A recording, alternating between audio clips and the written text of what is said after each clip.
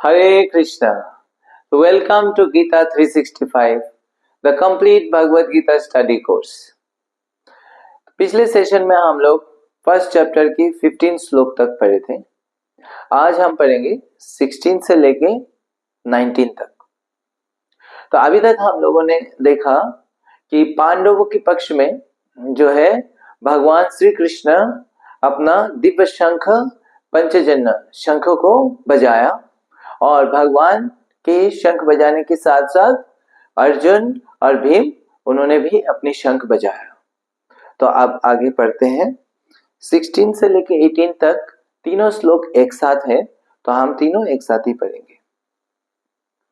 अनंत विजयम राजा कुंती पुत्र युधिष्ठिरा नकुल सहदेवश्च सुघोष मणिपुष्पकौ काश्यश्च परमेश्वरश्च शिखंडी च महारथ धृष्टद्युम्न विराटश्च सात्यकीश्चापराजिता द्रुपद द्रौपदेयश्च सर्वश पृथिवीपते सौभद्रश्च महाबाहु शंखान् दद्मौ पृथक पृथक।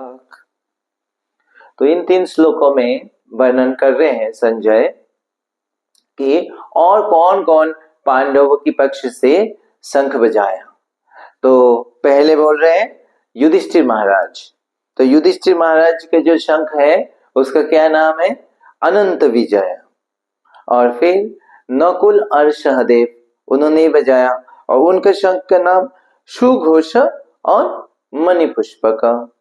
तो उनके साथ साथ और भी जो योद्धा है उन सब ने भी अपना अपना शंख जो है पृथक पृथक वो शंख बजाए। तो उसमें से किसका किसका नाम ले रहे हैं? काशी राजा, शिखंडी, विराट, राजा द्रुपद और क्या है सात्यकी। तो इस तरह से सब योद्धा साथ साथ जो है शंख बजाने लगे। तो पांडवों के पक्ष में अब जो है भगवान शंख बजाने के बाद सब लोग जो है शंख बजाने लगे और एक तरह से युद्ध के लिए पांडवों के पक्ष में तैयार हो गए। तो अब हम आगे श्लोक पढ़ते हैं कि क्या होता है। तो श्लोक संख्या 19। सघोषधार्तराष्ट्राणां हृदयानि व्यदारयत् नभश्च पृथिवीं चैव तुमुल अभ्यानुनादयन्। तो जब पांडवों के सारे योद्धाओं ने शंख बजाया तो कैसे उसका आवाज हुई? तो ये तुमुल ध्वनि होने लगी और इतना ज्यादा शब्द होने लगा कि जैसे पूरा पृथ्वी और आसमान सब गूंजने लगे इस आवाज से। तो ये जो अब पांडवों के साइड से शंख बजाने के जो फल है, आवाज है, और जो कौरवों के पक्ष में शंख बजाए, तो दोनों में कोई अंतर है? क्योंकि उस समय भी जब शंख बजे तो भी बहुत महान आवाज होने लगे, जैसे सिंह जैसे आवाज होने लगे, और यहाँ पे भी बता रहे तुमुल आवाज हुआ। तो उसमें क्या अंतर है? तो यहाँ पे एक अंतर इस श्लोक में बता रहे संजय। तो वो क्या है? शो घोषो धार्त राष्ट्राणम हृदयानि व्यदारयत्। तो ये जब पांडवों के पक्ष के जो शंख के ध्वनि सुना तो धृतराष्ट्र के जो पुत्र हैं उनके हृदय में क्या हुआ? ये कंपन होने लगे, भय होने लगे। तो ये जो है ये विशेष क्या है? ये प्रभाव उनके हृदय में होने लगा। तो इससे पता चलता है क्या कि पांडवों के पक्ष में क्या है होने वाला है? विजय होने वाला है। तो ये पांडवों के इस शंख की ध्वनि सुनने से इस ध्वनि उनके हृदय क्यों कांपने लगे? क्योंकि उस ध्वनि में केवल शंख की ध्वनि नहीं था, उसमें क्या था? उनकी जो कॉन्फिडेंस था पांडवों की, वो उस ध्वनि से जो है कन्वे हो रहा था। और वो जब धृतराष्ट्र के पुत्र ने सुना तो उनके हृदय में भय उत्पन्न हो गया। लेकिन जब कौरवों की इतना ऊंची आवाज सुनने के बाद भी पांडवों के हृदय में कोई भय नहीं आया, तो ऐसा क्यों? तो ये जो भय है ये संसार में हर जीवों में पाया जाता है, और ये भय से सब लोग क्या है, भय से मुक्त होना चाहते हैं। सब इस संसार में भय से मुक्त होना चाहते हैं, लेकिन मुक्त होने के लिए असली उपाय क्या है, इस श्लोक में हमें पता चलता है। लोग अलग अलग तरह तरह से हम चीज भय से मुक्त होने का प्रयास करते हैं, लेकिन यहाँ पे देखते हैं कि कौरवों के पक्ष में इतने बड़े बड़े योद्धा थे, लेकिन फिर भी दुर्योधन और उनके भाई सब भयभीत हो गए। तो ये भय का बताया जाता है 3 स्तर है। कभी कभी कुछ लोग ऐसे कार्य करते हैं, ऐसे एक्ट करते हैं जैसे लगेगा कि वो बिल्कुल भयभीत नहीं रहते हैं, लेकिन वो उनकी जो भय नहीं होने का कारण अज्ञानता है। वो बिल्कुल जब पूरा तरह से अज्ञानता में रहते हैं तो उनको किस चीज से भय करना है वो भी नहीं समझ पाते।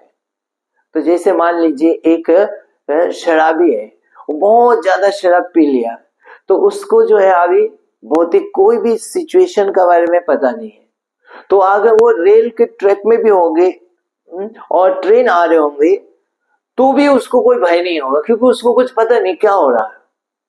लेकिन जब ट्रेन जो उसको हिट कर देगा, उसको इंजर्ड हो जाएगा, तब उसको भय होने लगेगा और तब वो सफर करेगा। तो ये जो है ये एक स्टेज का है। लेकिन जो उससे जो दूसरा स्टेज है वो जिसको सारे हर चीज के बारे में अवगत रहता है और उसको इस संसार की चीजों के प्रति आसक्ति रहता है और फील करता है कि ये संसार की चीजें उसका क्या हो सकता है, खो सकता है, वो कोई चीज खो सकता है, उसका कोई बीमारी हो सकता है, कोई उसको अटैक कर सकता है। तो इस तरह से उसको तरह तरह के भय आते हैं और ये भय स्वाभाविक है, ज्यादातर लोगों का ये भय रहता है। तो इसीलिए दुर्योधन जो है वो जब देख रहे थे पांडवों की साइड से कि ये तो उनकी जो कॉन्फिडेंस है और उनका जीतने का जो संभावना है वो ज्यादा है, तो इसीलिए दुर्योधन का और उनके भाइयों के हृदय में भय उत्पन्न हो गया। अब तीसरा स्टेज जो है जो फियरलेसनेस, जो भय से मुक्त होना, वो कैसे? तो उसका मतलब ये नहीं कि उनके हृदय में कोई भय है ही नहीं, लेकिन उनको क्या है, भय से उनको रक्षा करने के आश्रय है। तो जब पांडवों की साइड में भगवान जो अनलिमिटेड पावरफुल है, वो सारे प्रकार से भय से वो मुक्त कर सकते हैं। तो जब भगवान की सुरक्षा पांडवों को मिला हुआ है तो इसीलिए पांडव जो है वो भयभीत नहीं होते। तो जैसे मान लीजिए एक जंगल के रास्ते में एक व्यक्ति जा रहा हो और उसको अचानक उसके सामने एक डाकू आ गया उससे छीनताई करने के लिए, तो व्यक्ति भयभीत होगा कि नहीं होगा? वो भयभीत हो जाएगा, क्योंकि वो डाकू की शक्ति उससे ज्यादा है, तो उसको लगेगा उसका कुछ नुकसान करेगा, उसको सामान छीन लेगा, वो भयभीत हो जाएगा।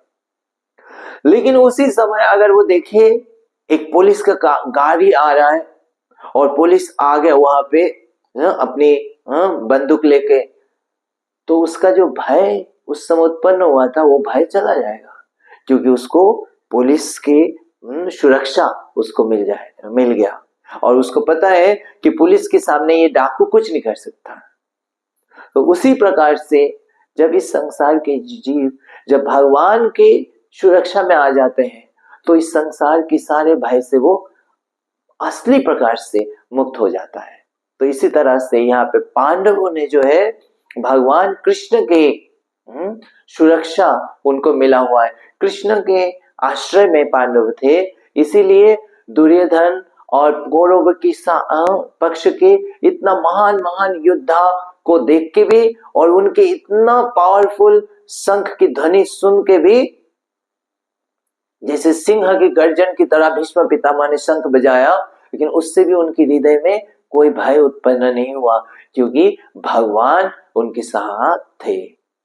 तो एक भजन में बहुत सुंदर बताया गया है कि भजहु रे मन श्री नंद नंदन अभय चरण अरविंद रे, कि हे मन आप श्री नंद नंदन कृष्ण का भजन करो, क्योंकि वो ही केवल हमें भय से मुक्त कर सकते हैं।